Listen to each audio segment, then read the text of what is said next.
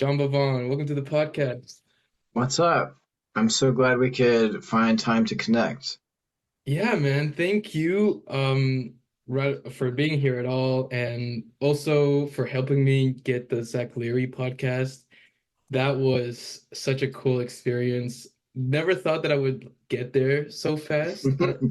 I don't know how your relationship with Zach, but it just, feels so surreal and stuff, man. So yeah, thank you. Yeah, I listened to that earlier today. It turned out great. Oh, thank you, man. The episode, yeah.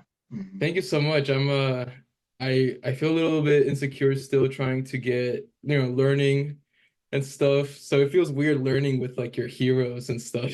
Yeah. Dude, that imposter syndrome like never goes away though. So Oh, man. That's even, great. top CEOs are still like, am I supposed to be here? Yeah, that's fucking crazy, man. Yeah. Um, I mean, yeah, where should we get started, man? So many questions I want to ask.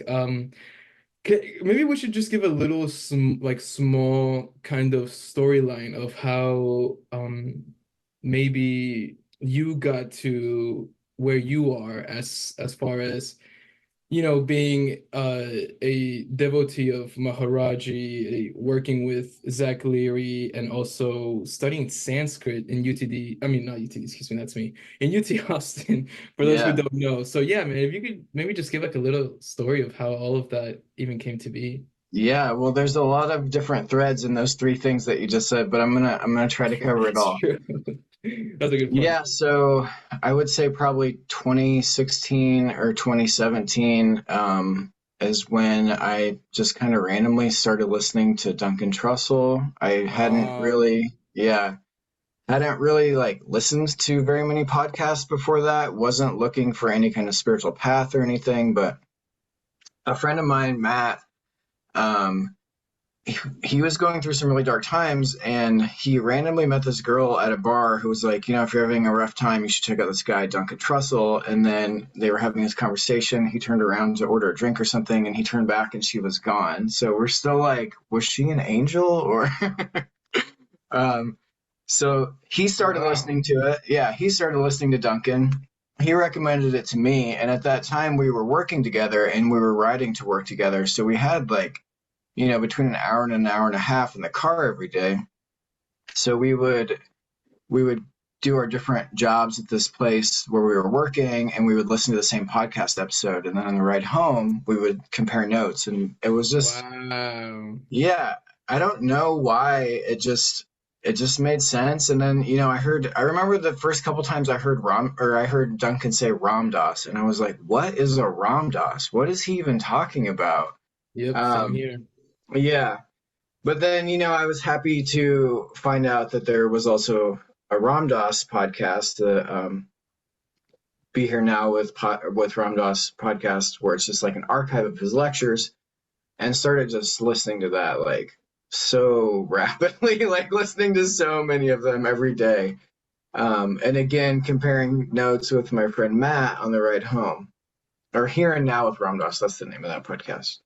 Um, Yeah, and it's actually hosted now by Jackie Dobrinska, which I also interviewed, which is oh, kind of dope. crazy, right? Yeah.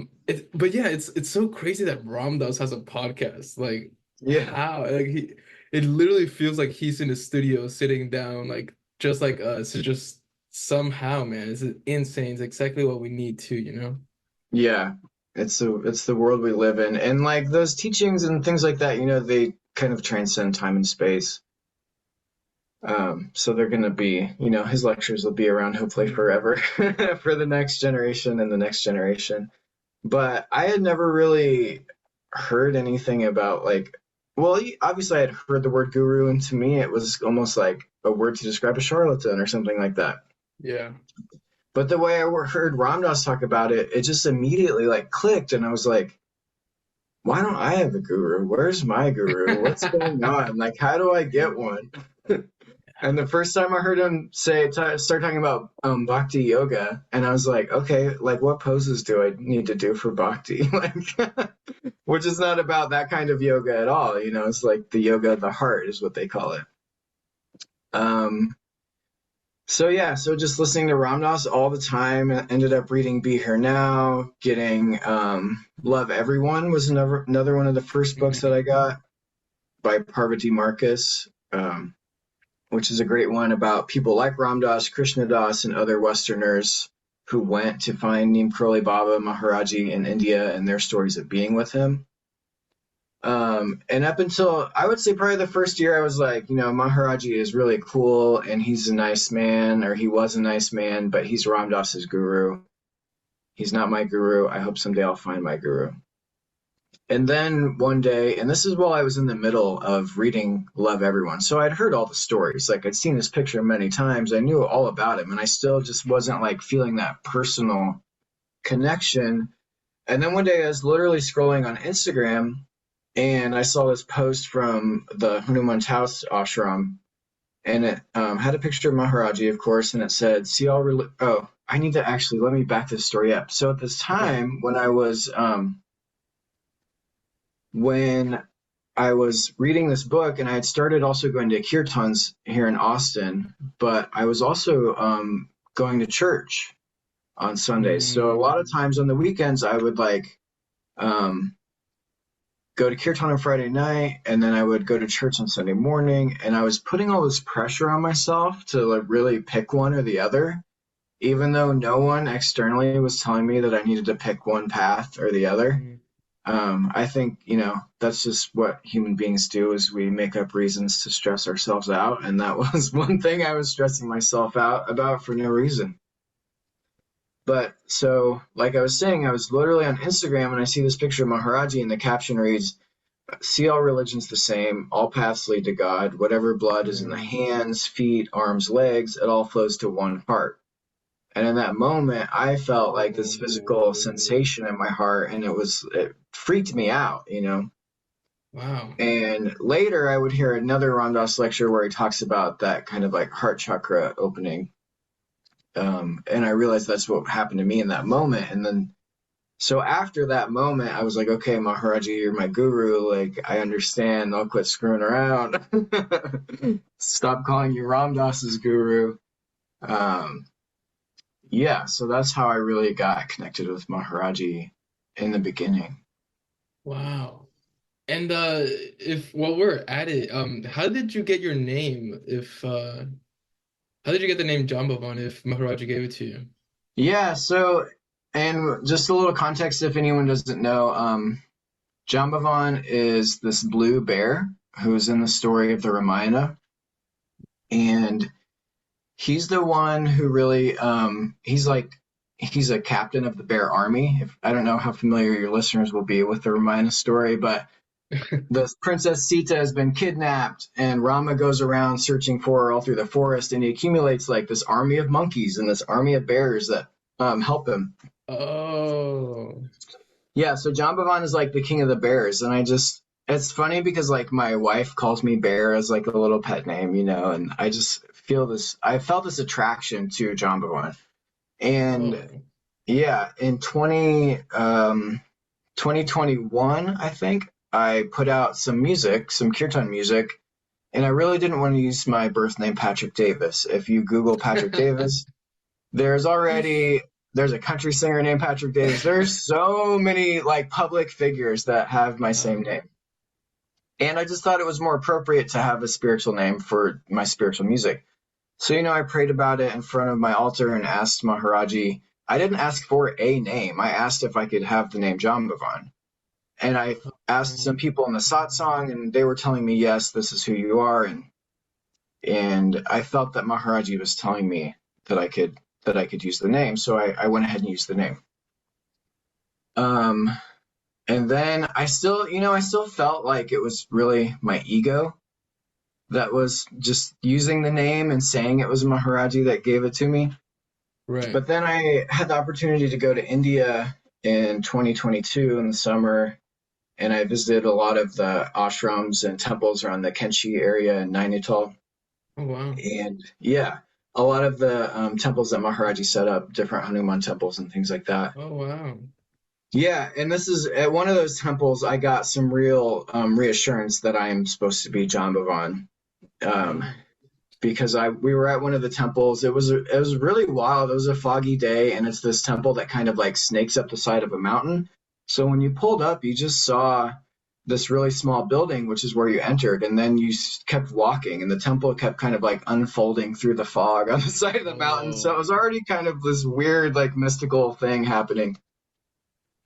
But there was this really old harmonium in the temple room with Maharaji's picture and tucket. And I was said to Pintu, who was my friend and driver, and kind of just showing me, he's a lot more than a driver. He kind of helps you with like temple etiquette and things like that. hmm. And so that's definitely a plug if you visit India. Pintu is your guy. um, Got it. I'll write that down. but yeah, so I said to Pintu, "Do you think I can play the harmonium and we can sing Chalisa?" And he said, "Let me go ask the pujari." So he goes and he comes back and he said, "Yes, that's fine." So I get the harmonium and I Wow. start singing Jaya Hanumana Gyana Guna Sagara Jaya Kapisha. And so we start singing and some more people come in and we sing the Chalisa. Um, and then we go visit some of the other deities around the temple. And then when we're leaving, it's customary when you leave a temple like that there's a pujari by the door and he gives you prasad, which is food that has been blessed. And it's usually, and Mm. in these temples, it's like a handful of chickpeas that have been blessed by a priest. So Pintu, because he takes people like me to these temples all the time, he knows all these pujaris very well.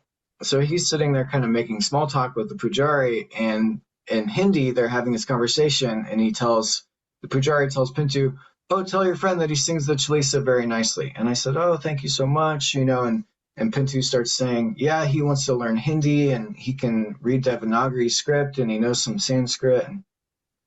And the pujari kind of lit up. He's like, "Oh, you want to learn Hindi?" And he's saying this in Hindi. He's like, "I have a book. I have a book that can help you."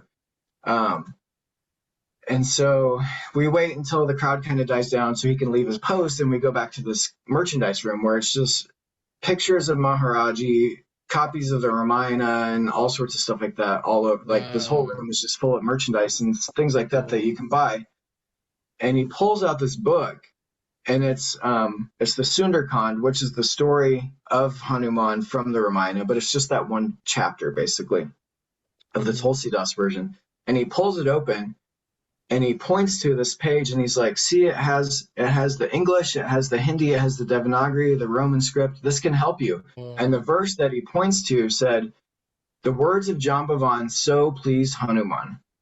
Whoa. And he just like pointed, he opened randomly pointed and it said, "The words of Jambavan so pleased Hanuman." And I was like, "Oh my God." Dude. And I look up in this room, it's just plastered with pictures of Maharaji smiling at me like this kind of cosmic giggle. He's like, Wow.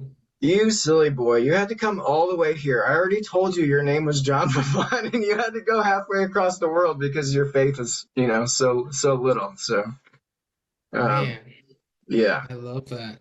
Wow, yeah, that's beautiful, man. And I hate that idea of trying to go to India because of bad faith, like that like it has to be different. There has to be something else there, The answer is there.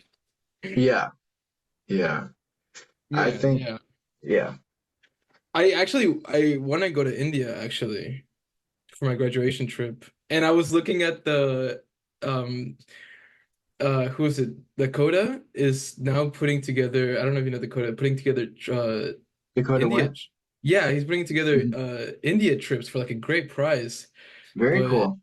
yeah, it's not necessarily in my daytime, so I'll see if maybe in December or something. But I would love to go to India, man. I'm waiting to go. Yeah, it was definitely, I mean, that was one of many bizarre, beautiful experiences that happened during the Yeah. short time I was there. Yeah.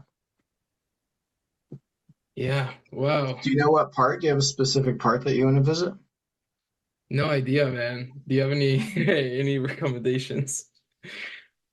It seems like a lot of people go to Vrindavan because it's pretty Mm, easy to get to from Delhi, and that's like a hub of Krishna devotion. I've never been there, but it really seems like a really beautiful place. And then Rishikesh is really popular too. It's like, they call it the yoga capital of the world. Um, and there's an airport in Rishikesh Rishikesh, so that's a factor too, is that you can get a connecting flight and Mm, get in there from Delhi pretty easily. awesome. But yeah, I was actually there for some school research stuff in the south, and then flew into Rishikesh, and then Pintu picked me up there, and we drove like 8 hours east over to the Nainital area where all those temples are at that I visited. And it's the area that, like, if you listen to those Ramdas podcasts, like that's where all those stories were happening. But I feel like today it's kind of off of a lot of people's radars. But to me, it was like that's the first place I want to go. Yeah. Is yeah, stand in the place where Ramdas met Maharaji, Where stuff like that. Where Maharaji took the LSD, and I Yeah, want to go to that right. place. The cave in Yeah, the mountains. Yeah. That yes. I well, you were talking about the guru, man. I recently was. Have you heard the latest Ram Dass podcast by any chance? It's Um, called like Dream Within a Dream or something. okay, I don't think I have. Okay, well, it's somewhere in there.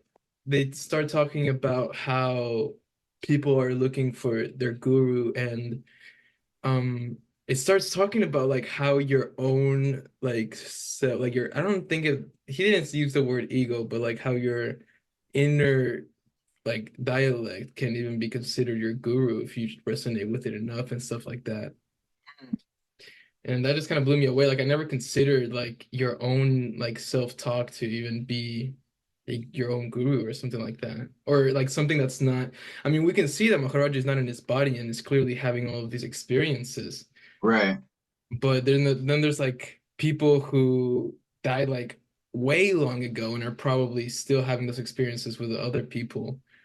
And we Yeah. just never find out about those. We just got lucky that Ramdas was so good at speaking and a psychologist from Harvard that he was able to know exactly what to do to like reach everybody, you know?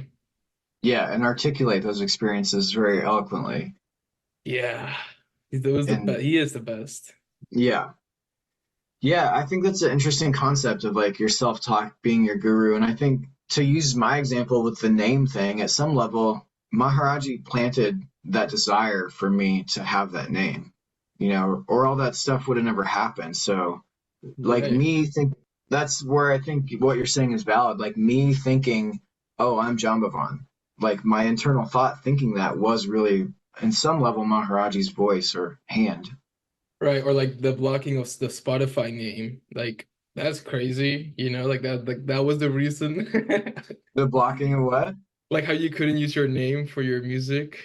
Oh no, I used it. Yeah, I what do you mean use Like my your real name, your government oh name. yeah, yeah, yeah. No, that's funny. I get you now. Yeah. That's funny. He's like, let me make this Nope. country singer called Patrick Davis. Yeah. Like yeah, man. And you do kind of have to be listening for Uh-oh. those, right? Yeah. Speaking of listening, hang on, my dog's barking at something. Oh, okay, go ahead. Let Yeah. me let me go look real quick. Go ahead. What's wrong, Gibby?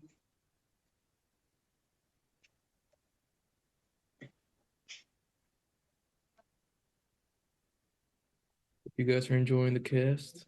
Come on.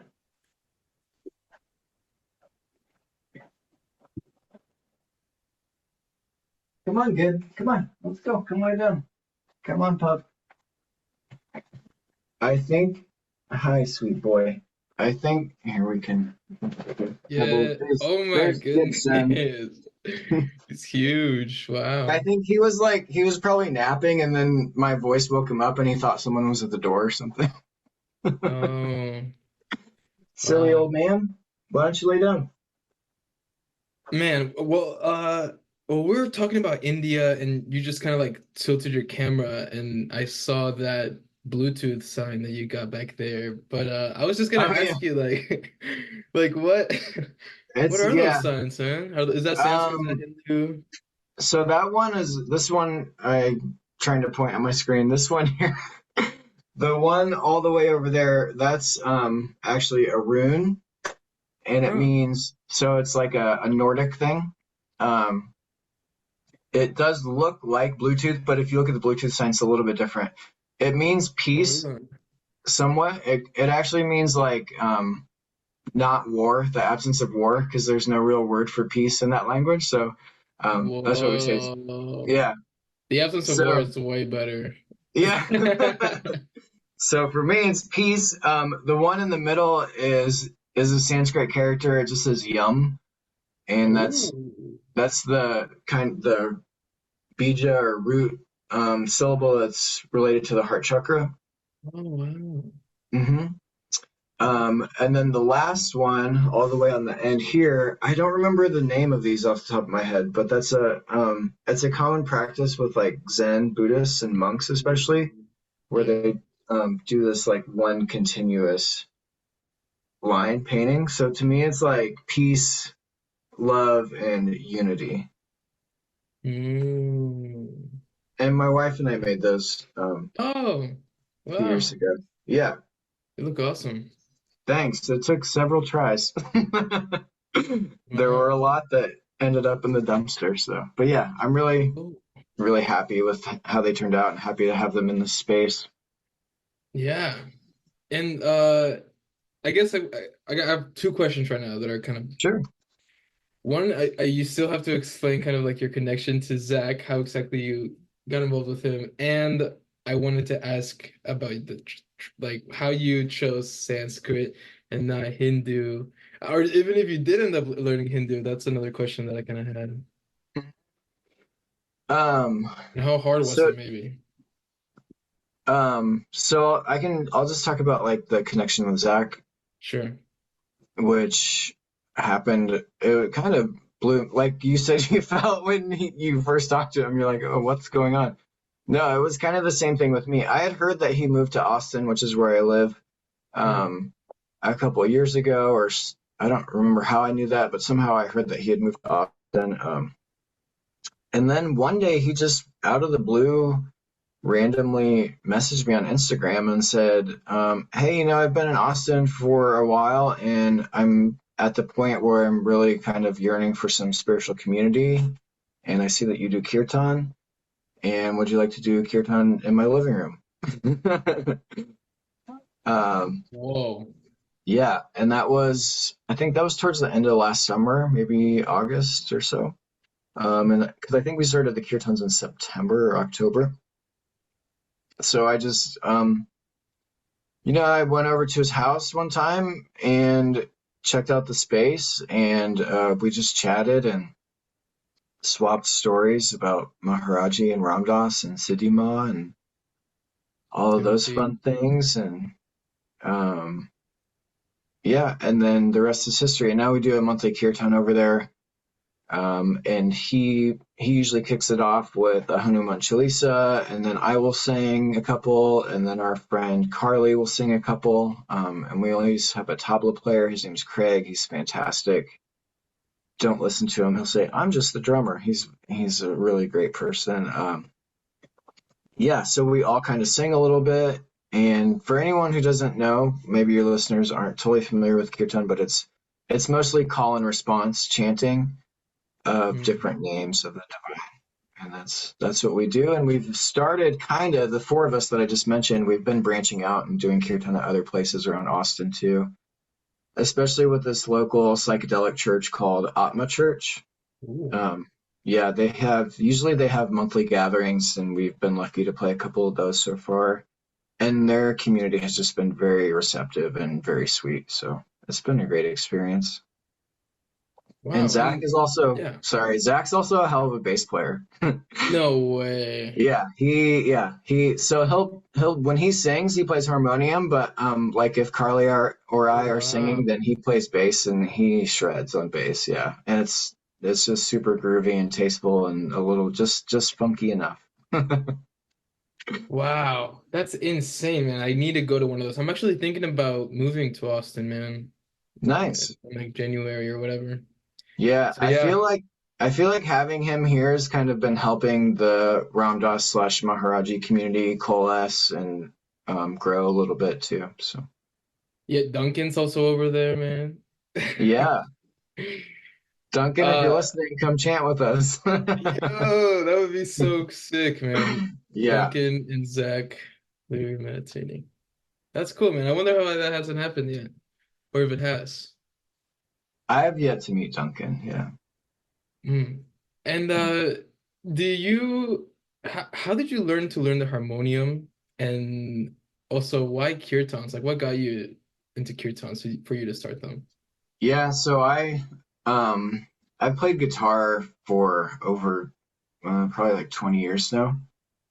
Mm. Um so when I started learning harmonium, I kind of took the music theory and stuff like that that I knew from guitar and transferred it over to the harmonium, which in some ways is very helpful, and sometimes it can be a little bit of a hindrance when I look at the keyboard and wish it was a fretboard, but it's a keyboard every time.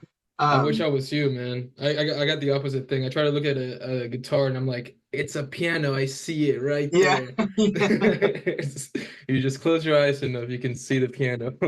yeah. I feel like piano or keyboard instruments are the best way to learn music theory, though, because all the notes are just laid out in a row, you It's know? definitely yeah, it's definitely the easiest to Yeah, understand, guitars, I probably. don't know why the guitar strings are tuned the way they are. I was It's about to say, like, if you switch the tuning, I'm fucked. Like, and yeah, there's people who switch the tuning, and I'm yeah, like, okay, not there yet, bro. But one day right. we'll understand the Yeah. different tunings. But yeah, when I first started learning about kirtan, I had already been playing in bands for a very, very long time. Oh, Like, cool. yeah, I when I was younger, I played metal, and then I played in some different kind of rock bands like Americana, and then most recently I had a bluegrass band here in town in Austin for Oh, like seven wow. years. Yeah. Nice. Um, But around the time I started learning about kirtan, it was kind of, I don't know, it was kind of a weird time for me musically because I was kind of getting burned out on it. And then when I started, this whole spiritual trip and learning about how music can be a spiritual practice and not so much of a performance, I really kind of started to feel gross when I was like playing at bars, and like Oh, inviting my friends to wow. come. I was always like, come watch me play, come watch how good I am at playing my guitar and singing. Like that's obviously I wasn't saying that, but I kind of like had this just ickiness about performing music. So yeah, I decided to stop doing the band stuff, and that's why I've been really slow with the development of my kirtan and not really wanting to make it into an identity. Obviously, it is. I have a name around it, um, but not wanting to get in that same, not trying to get into that same kind of like Oh, performance paradigm that I was in before. Just kind of being very careful about that, and yeah. trying to keep it as a spiritual practice that I get to do with other people. I'm tr that's so beautiful, man. I'm trying to plug that into my podcast because as soon as you said that, I Mhm. was thinking of myself like to my friends. Have you heard this podcast with, oh, by Yeah, the way, did you see I posted a podcast with David Nichtern? yeah.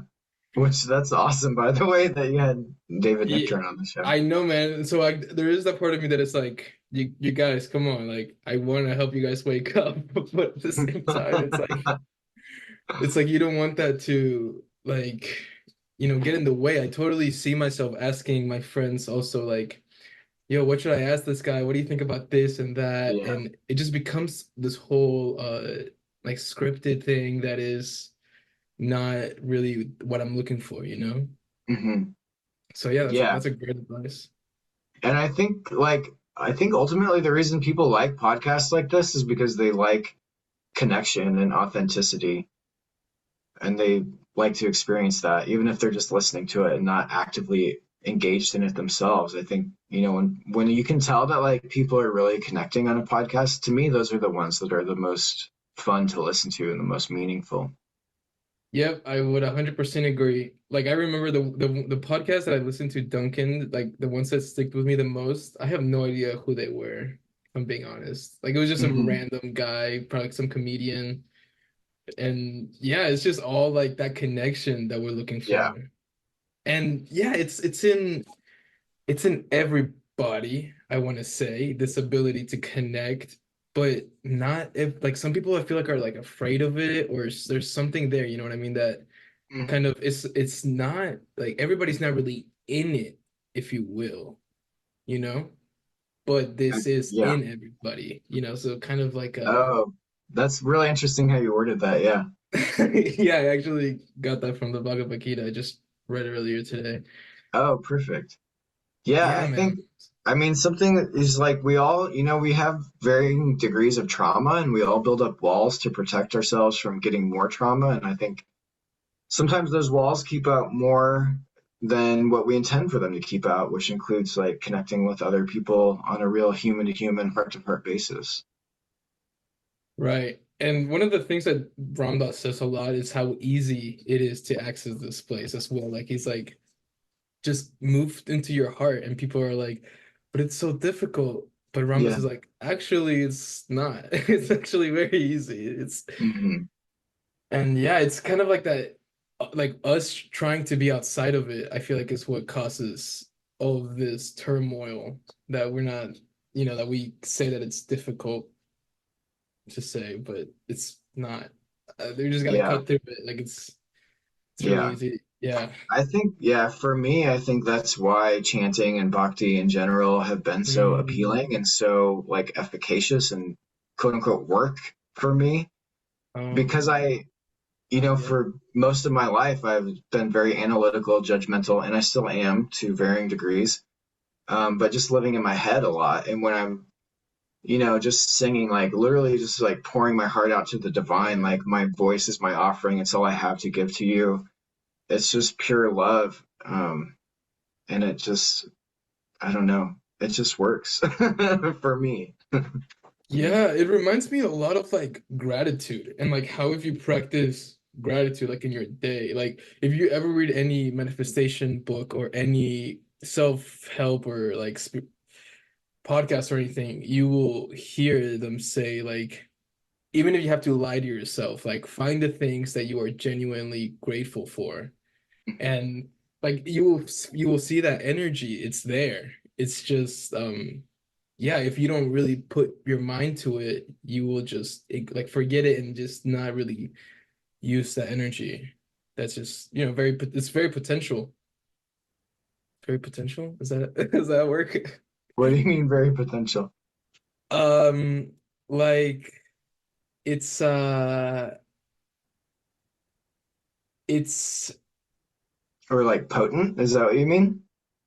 yes. Uh yeah, I kind of lost my train of thought here. But All good, my friend. yeah,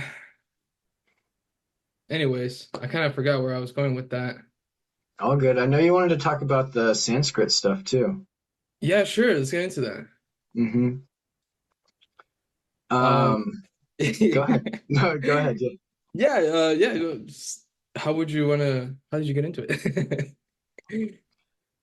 Yeah, so um, I mentioned that when I started listening to Ram Dass and Duncan, I was doing it while I was at work, and I had done kind of like manual labor my entire adult life. Um, but when this getting on the spiritual path really like destroyed my life in the best possible way. Like it made me quit music. It made me want to do different thing for my career. Thankfully, my Mm, marriage survived yeah. it though. um, Wow. so yeah, so that's why I decided. I really think if I would not have done the spiritual path, I wouldn't have gone to college. I started in my late 30s, Wow. and I really feel like it was Maharaji kind of telling me to help people understand about religion. Um, Yeah. and that's, I ended up studying religious studies and journalism both kind of at the same time. And that's what I'm trying to do now is like use journalism to try to educate people about religion. But as far as Sanskrit, I had taken a couple semesters of Spanish at Austin Community College. And then I was transferring to the University of Texas, and they're like, well, we don't count those credits, so you're going to have to take some classes over if you want to keep doing Spanish. And Mm, I knew that they had a Sanskrit program, not just a Sanskrit program, but like a really good scholars are at UT Austin. There's this particular genre of Sanskrit text called Dharma Shastra, which is it's like legal texts. The laws of Manu are probably the most common one that people might know of. Hmm. But like UT Austin is one of, if not the place in the world where you want to go if you want to study Dharma Shastra. Whoa. Yeah, so at this point I had already been chanting for a couple years, and I was like, yeah, let me do Sanskrit when I transfer. And I knew how hard it was going to be, and it was the first year and a half, honestly. It was just like so time consuming. I felt like when I was doing homework, like I was doing Sanskrit 90% of the time, and the rest of my classes just all happened in the margins of the Sanskrit homework.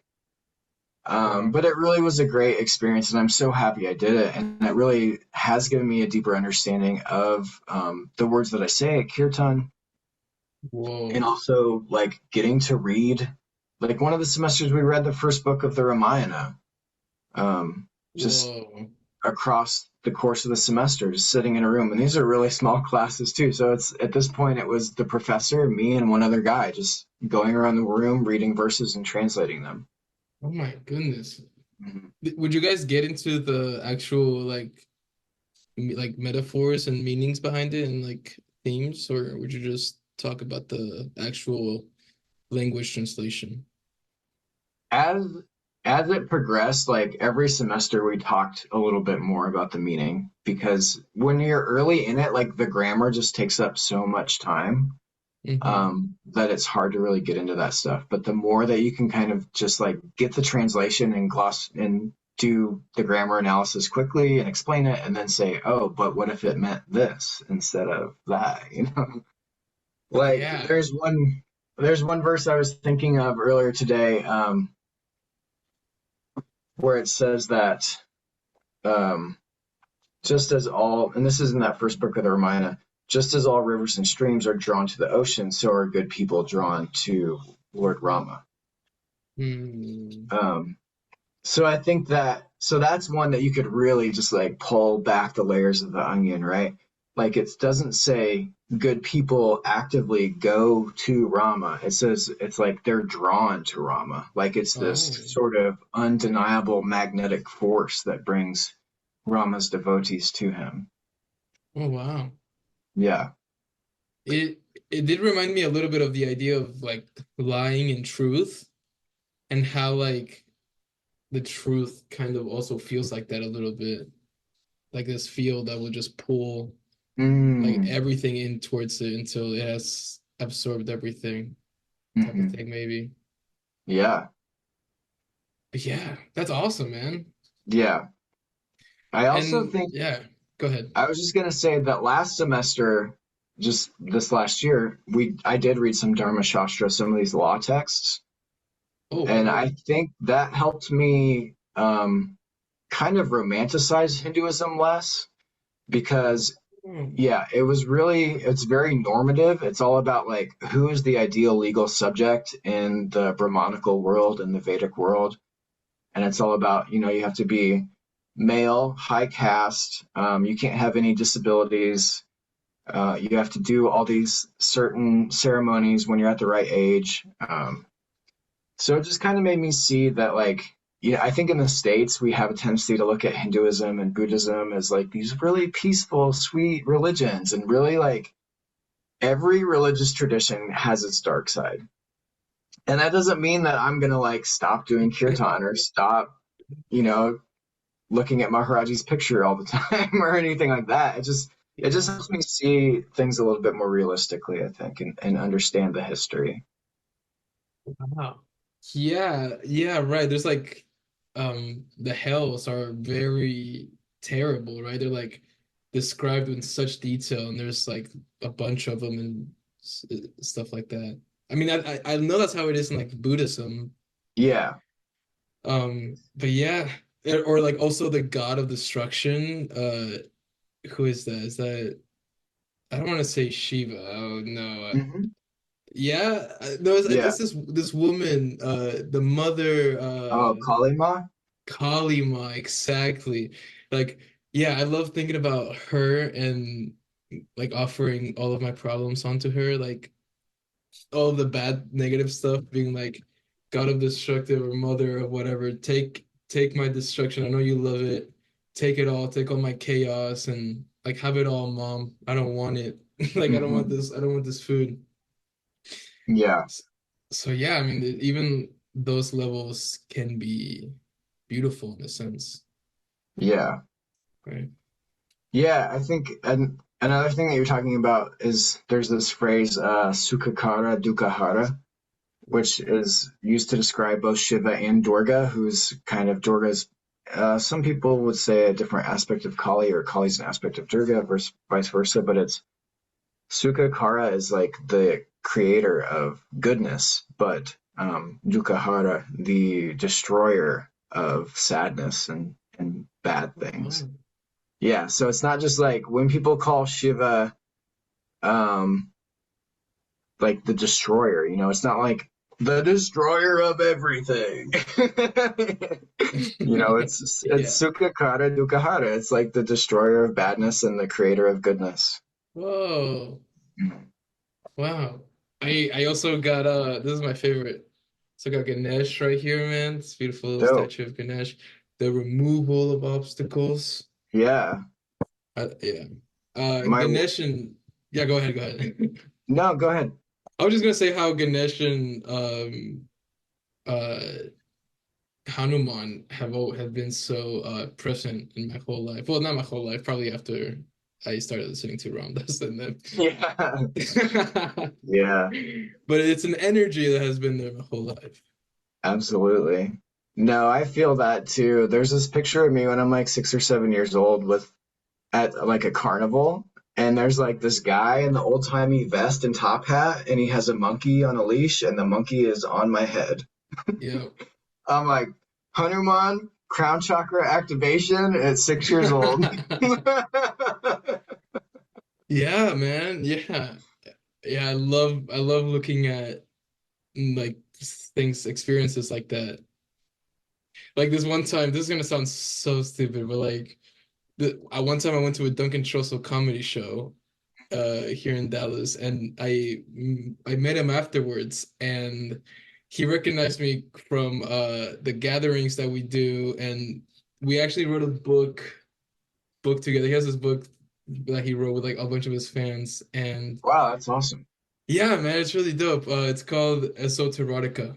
Quick shout out, but Cool but name. basically, he brings me into the green room. I meet William Montgomery, and he gives me a fig bar. And I remember I ate this fig bar with him or something. And to me, that was like, it felt like a first communion or something like that. Like this, the food that the guy Yeah, gives you when exiting the temple, that's what it felt like. And I'm that's like, that's so cool. I was blessed by Duncan. Yeah, you got your prasad when you were leaving the temple. Yeah.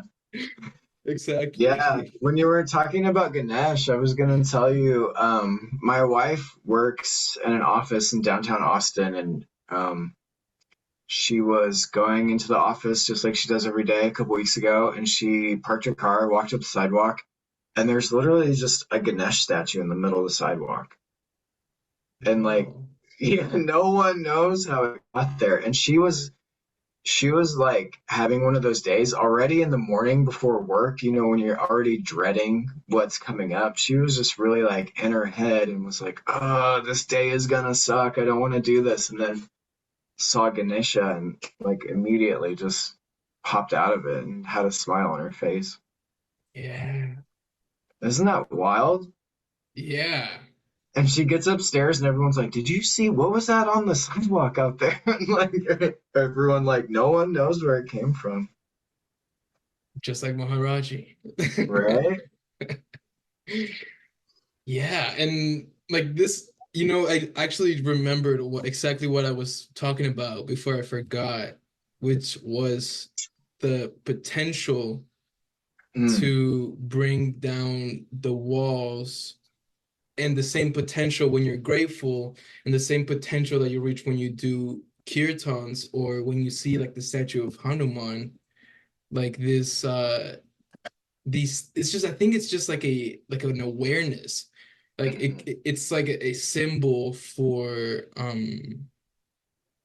this quality of space that that is always here, but it's crazy how little stimulus, like the stupidest little stimulus, will bring that attention to certain things, and that will give it the meaning and will give it the holiness or Yeah. whatever. Because I wonder, like, they started doing like mala beads with like Maharaji's blanket, and like it's you start getting like upset that you didn't get a Yeah. Maharaji blanket bracelet, or like Right. Like you a start spiritual getting, FOMO.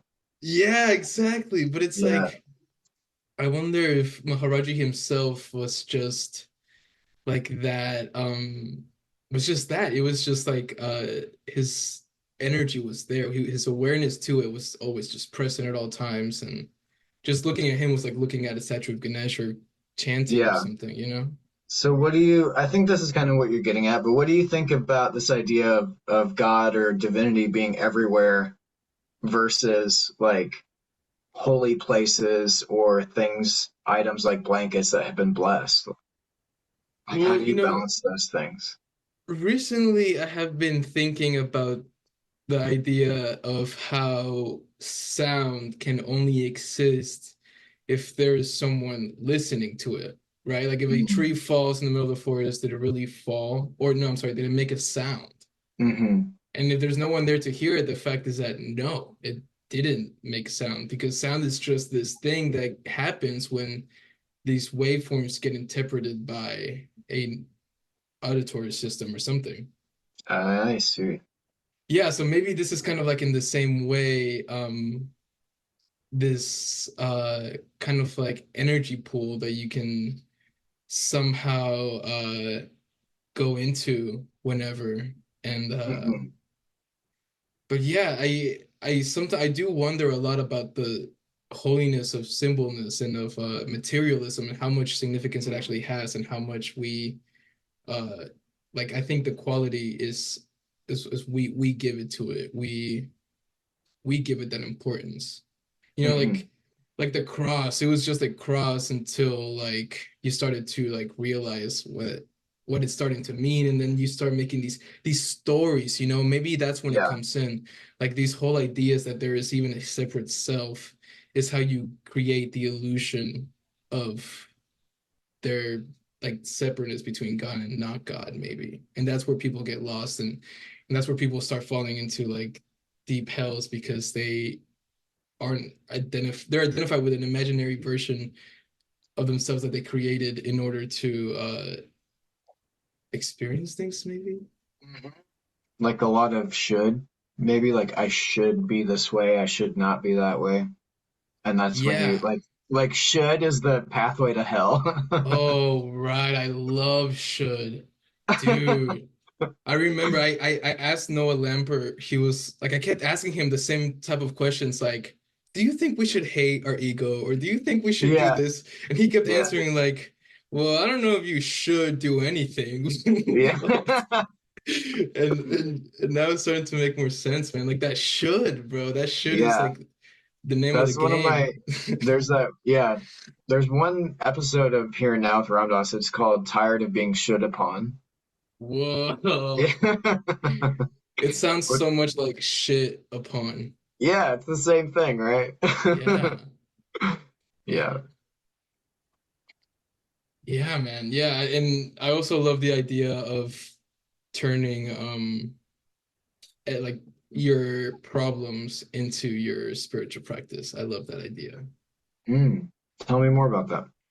Well, it kind of goes back to what we were saying a little bit of how people find a lot of problems in their lives, and they it's and like people are like, the classic example is having kids.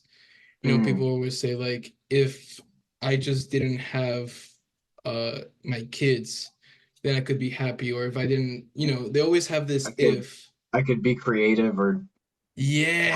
have a band or be an artist or something or yeah. Yeah, exactly. But they Yeah. don't realize that like if only you would actually work with your kids, and you know, realize why you're so upset with your kids, and you start getting exactly what you wanted, what you really wanted. You start Hmm. finding that quality, that space, that time, Because it's like non-escapism, right? I love that Yeah, idea yeah, of really sitting with it, and I think that kind of brings us back a little bit to kirtans. Like maybe it's the same space that it at the end of the day kind of cuts through um that face to face with your problems and also like acceptance.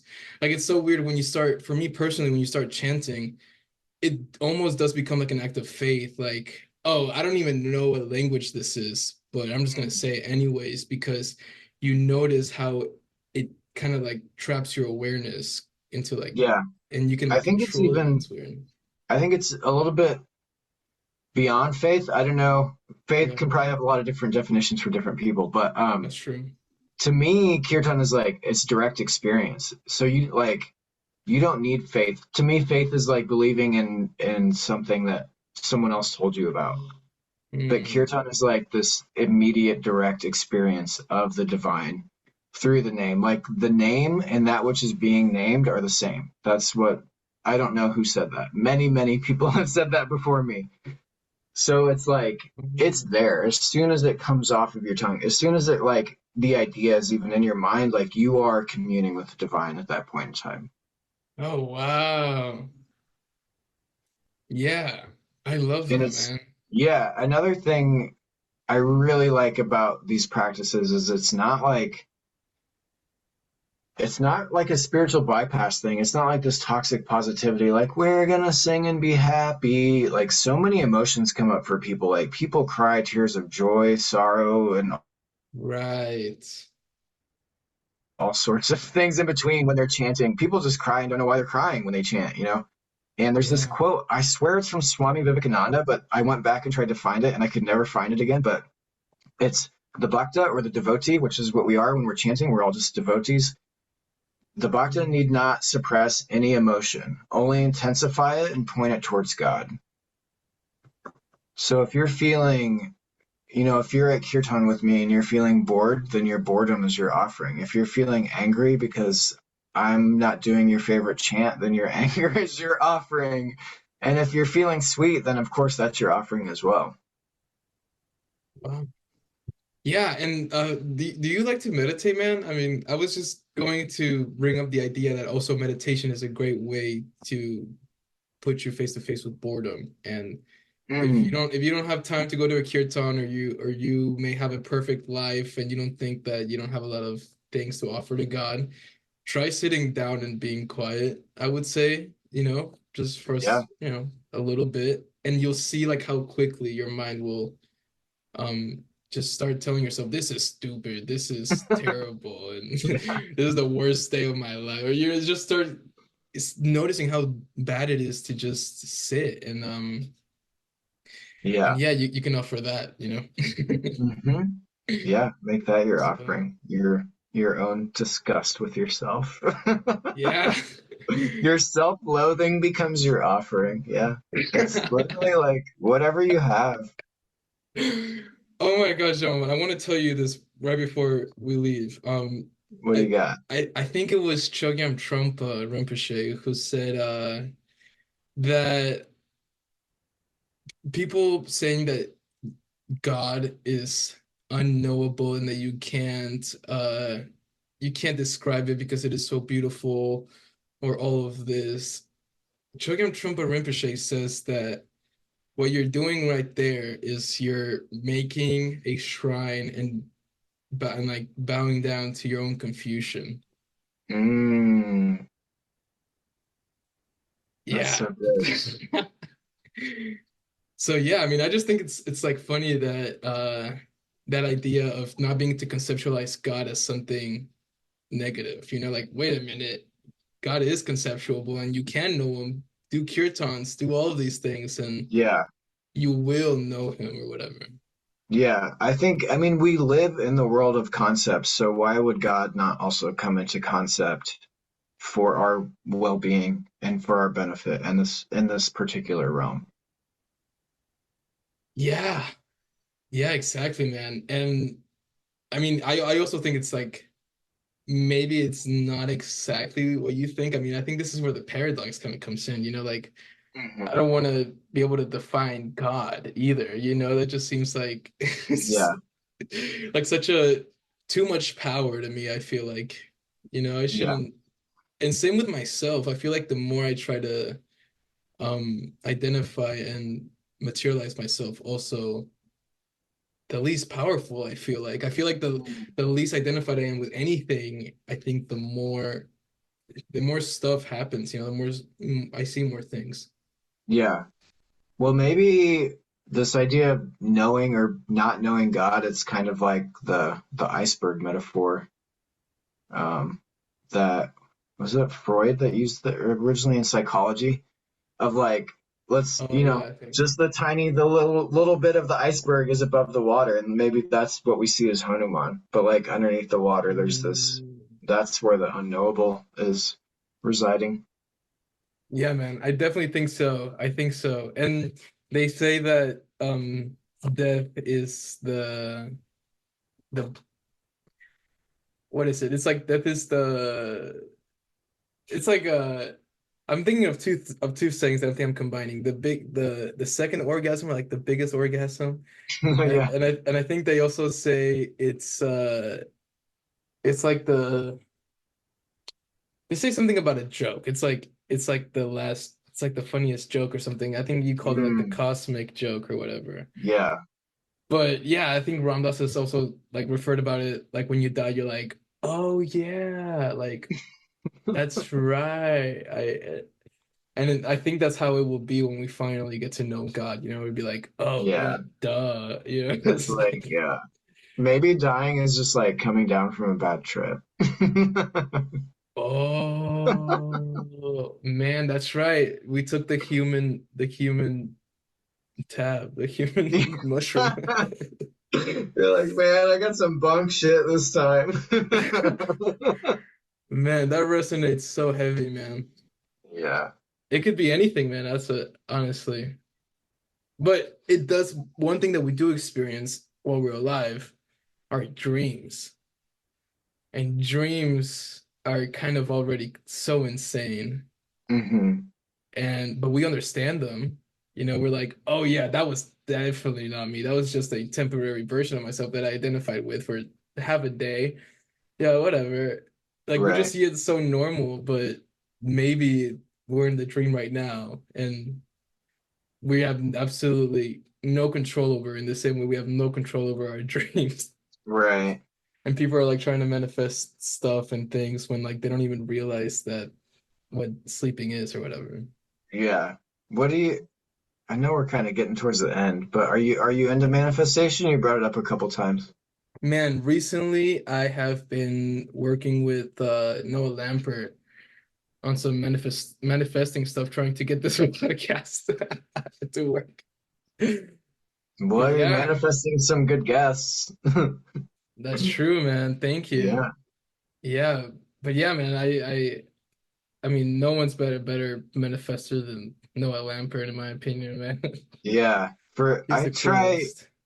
like with everything that we've been talking about today, it's hard for me to try to practice manifestation when my path is Mm, devotional and it's all about surrender. So that's one thing I like. Maybe this is a bigger conversation I want to start with people who are into manifestation. How do you manifest things and practice surrender at the same time? yeah, yeah, man. Well, I like it seems so complicated, but Hmm. the you can just manifest that.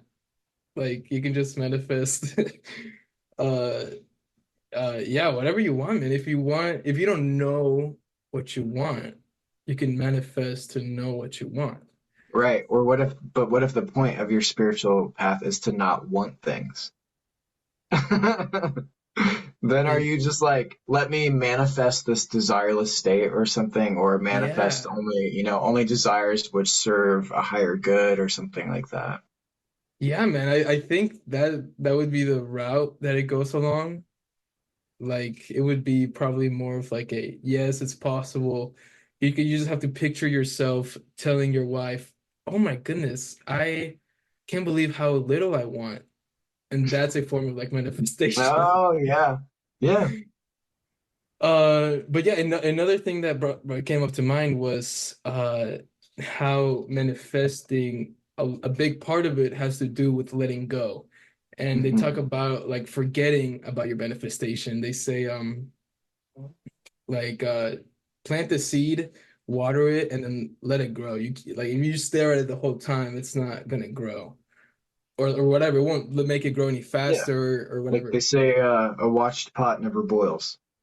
Yeah, Mhm. exactly. So there is that idea of faith kind of with the universe of like, okay, I have faith that this will kind of show up in my reality. And Mm, so it's you kind of push away wanting it actually. It's kind of the I opposite. It's see. kind of like realizing that you have it, kind of. Mm, I think that's it's really the cool. idea. That's personally helpful for me as well.